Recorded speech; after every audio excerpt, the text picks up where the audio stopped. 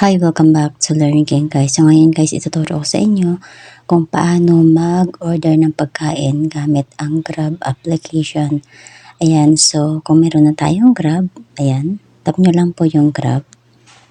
Pagpasok dito sa loob, dito sa ibabaw, meron kayong mga pagpipilian dyan. Ayan, so syempre itatap nyo lang yung food. Pagkatap nyo ng food, makikita nyo dito yung iba't ibang variety ng restaurant, iba't ibang restaurant, ayan.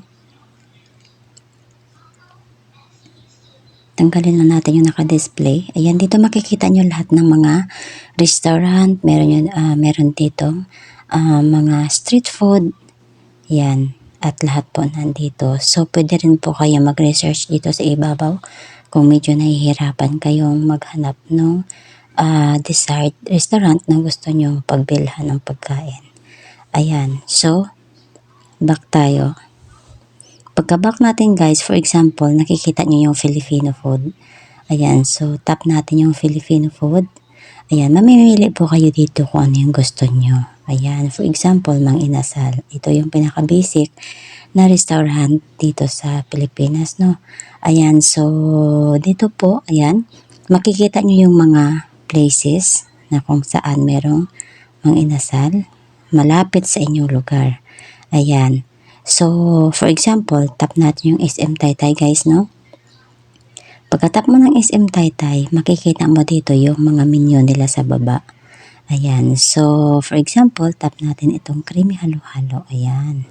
So, tap mo lang yung plus. Ayan. So, mapupunta na siya dito sa may sizes guys. Ayan. So, for example, tap natin yung regular. Ayan, naka-green na siya. And then, dito sa baba, may nakalagay dito na add to basket. So, tap mo yung add to basket. Ayan.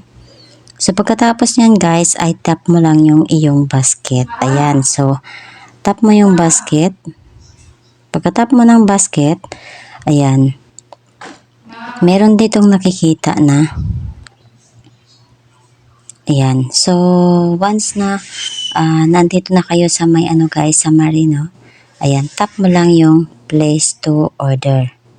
Ayan. So, pag tinap na natin yung place order guys, ay automatic, i-deliver na ni Grab dito sa atin, sa ating location. Ayan. So, sana nakatulong ito sa inyo. Of course, kung oo, please don't forget to hit like, subscribe, and share na rin sa ating video. Have a nice day.